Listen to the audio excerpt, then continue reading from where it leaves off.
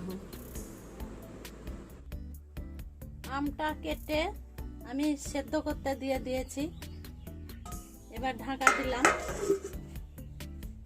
আমগুলো আমার সেদ্ধ হয়ে গেছে, খুব সুন্দর সেদ্ধ হয়ে গেছে। এবার আমি হাতে করে চটকে নেব। এটা হাতে করে না চটকালে হবে না, চটকে আমি খোসাগুলোকে ফেলে দেব।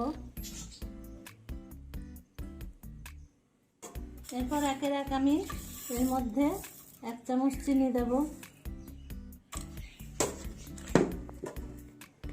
1/2 চামচ জিরে গুঁড়ো দেব, আন্দাজ মতো বিট লবণ দেব।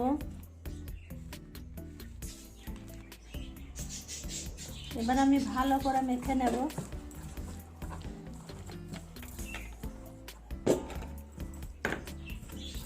এবং আমি জল দেব।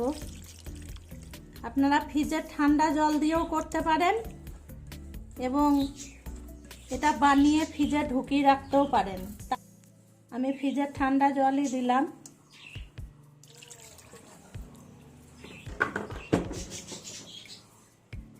চিনিটা গলার অপেক্ষা, চিনিটা হাতে করে নেড়ে নেড়ে গলিয়ে নিতে হবে। এই গরমের সময় খেতে খুব ভালো লাগবে, আর আমের শরবত খেলে রোদ লাগবে না। আমটাকে পুড়িয়ে নিয়েও করা যায়, আমি সেদ্ধ করে নিয়ে করলাম। আমার এটা হয়ে গেছে।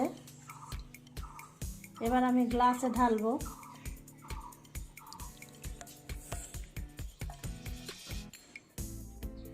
এক টুকরো বরফ দিয়ে দিলাম।